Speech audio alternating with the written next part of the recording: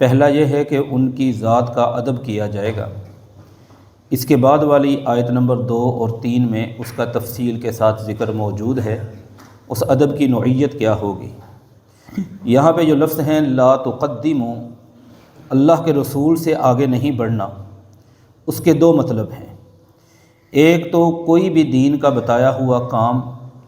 اس طریقے سے کرنا ہے جس طریقے سے رسول اللہ صلی اللہ علیہ وآلہ وسلم نے بتایا، اس میں ہمیں ترمیم کرنے کا، ہمیں اضافہ کرنے کا، ہمیں کمی کرنے کا کوئی حق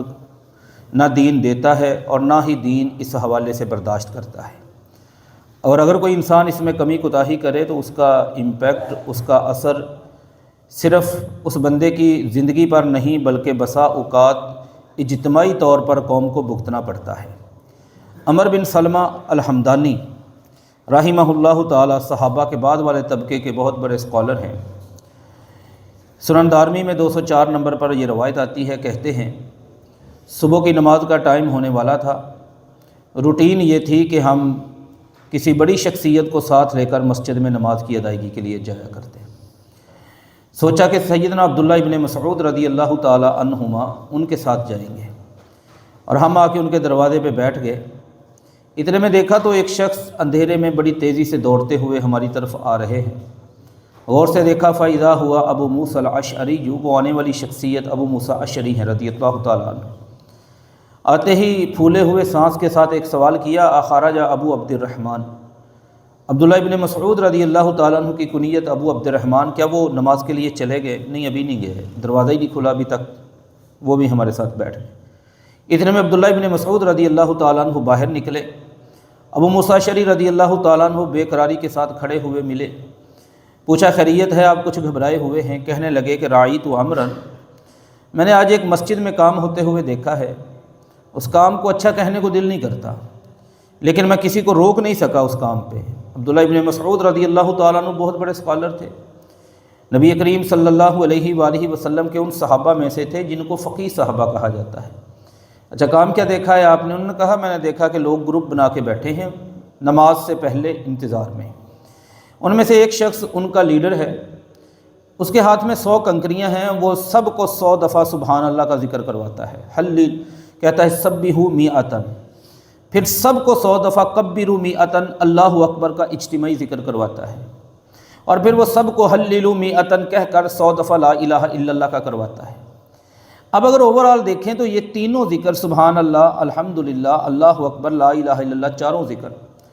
یہ بہت بڑے فضیلت والے ذکر ہیں۔ صحیح بخاری میں رسول اللہ صلی اللہ علیہ وسلم کی حدیث ہے، احب الکلام الی اللہ اربع، سب سے زیادہ پیار اللہ تعالیٰ کو 4 جملوں سے ہے، ان 4 جملوں میں سبحان اللہ، الحمدللہ، اللہ اکبر، لا الہ الا اللہ ہے۔ یہ تو ثابت ہو گیا، لیکن یہ جو طریقہ تھا یہ طریقہ نبی کریم صلی اللہ علیہ وآلہ وسلم کا نہیں تھا، صحابہ کا نہیں تھا، اس لیے وہ صحابی ڈر بھی گئے، گھبرا بھی گئے اور مسجد سے باہر چلے گئے۔ جا کے دوسرے صحابی سے جا کے انہوں نے کنسلٹ کیا اس معاملے پہ، یہ دیکھیں کیا کرنا چاہیے ہمیں اس مسئلے۔ فوراً عبداللہ ابن مسعود آئے رضی اللہ تعالیٰ عنہ۔ آج ایسی بات کریں نا، لوگ سمجھتے ہیں کہ ہمارے رویوں میں کچھ سختی ہے، ہم اسٹرکٹ بیہیویئر کے مالک ہیں، ہمارے اندر کوئی، ہم پولائٹ نہیں ہیں، ہم براڈ مائنڈڈ نہیں ہیں، ہم کسی کو بڑے کنجسٹڈ مائنڈڈ ہیں، ہمارے ذہن بڑے تنگ، ہماری سوچ بڑی تنگ۔ اصل میں دین اس مسئلے پر کمپرومائز کرتا ہی نہیں، اور کرنے کی ہمیں گنجائش اور سپیس بھی نہیں دیتا۔ جب یہ معاملہ دیکھا عبداللہ ابن مسعود آئے رضی اللہ تعالیٰ عنہ، بڑے غصے میں انہوں نے چند جملوں پر مشتمل ایک لیکچر مسجد میں دیا۔ انہوں نے کہا کہ یہ آپ لوگ کیا کر رہے ہیں؟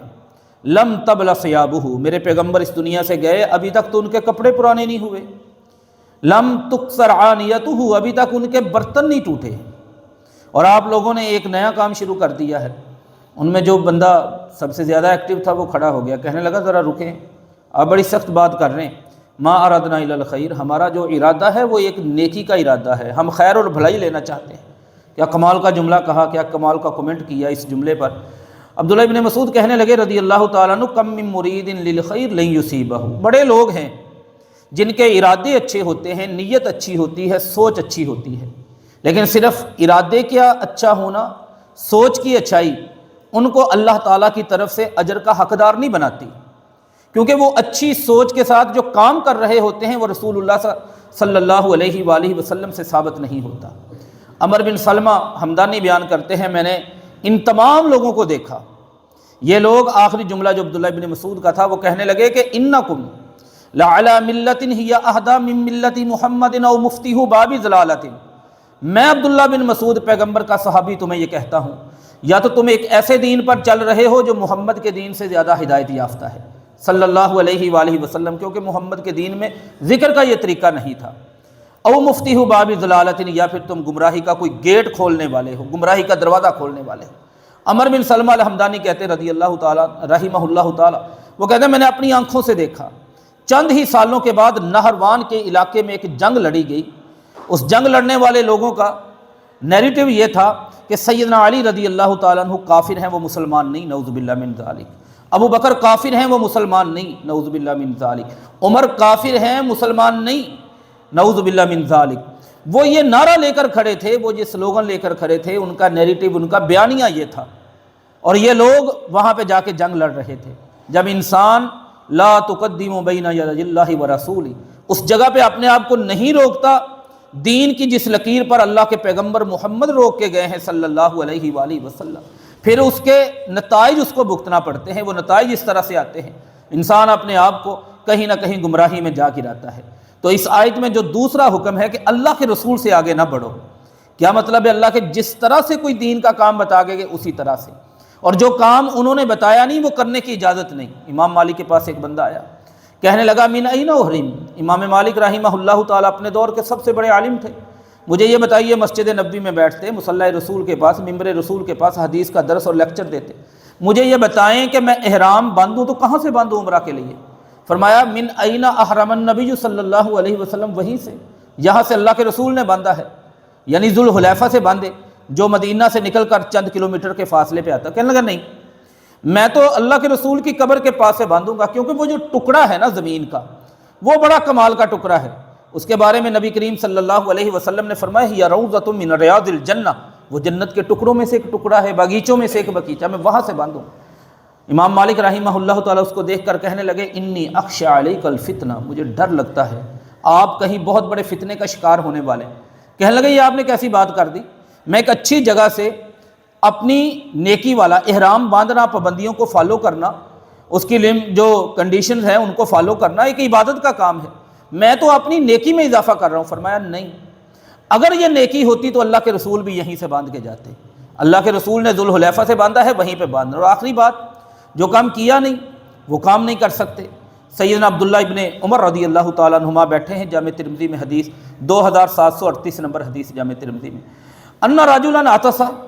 عبداللہ ابن عمر کے پاس بیٹھے ایک آدمی کو چھینک آئی، چھینک لینے کے بعد وہ کہتا الحمدللہ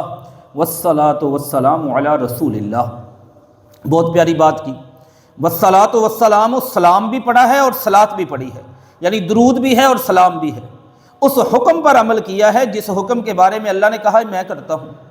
ان اللہ وملائکتہ یصلون علی النبی، وہ کام کیا اس نے جو اللہ کے فرشتے کرتے ہیں، وہ کام کیا جس کا حکم ایمان والوں کو اللہ نے پارہ نمبر 22 میں سورۃ احزاب میں دیا۔ لیکن عبداللہ ابن عمر رضی اللہ تعالیٰ عنہ فرمایا آپ صحیح نہیں کر رہے، اس موقع پر صرف الحمدللہ سکھائی گئی، انا اقول ھذا، میں قائل ہوں کہ پیغمبر پر درود بھی پڑھنا چاہیے، سلام بھی پڑھنا چاہیے، لیکن پیغمبر نے اس جگہ پر بتایا نہیں۔ یہ ہے لا تقدموا بین یدی اللہ ورسولہ، کہ آپ کا دین، اللہ کے ادب کے بعد پیغمبر کا ادب یہ ہے کہ جتنا دین بتایا ہے اتنے پہ رہنا ہے، جس سٹائل سے، جس انداز سے، جس طریقے سے بتایا ہے اسی طریقے پہ رہنا ہے۔ اگر نہیں رہتے تو گویا کہ ہم پیغمبر سے آگے بڑھ رہے ہیں۔ یہ ہماری دین کے اندر، ہماری آداب زندگی میں اہم ترین پہلو ہے۔ اللہ سے دعا ہے اللہ تعالیٰ عمل کی توفیق دے، وما علینا الا البلاغ المبین۔ آمین۔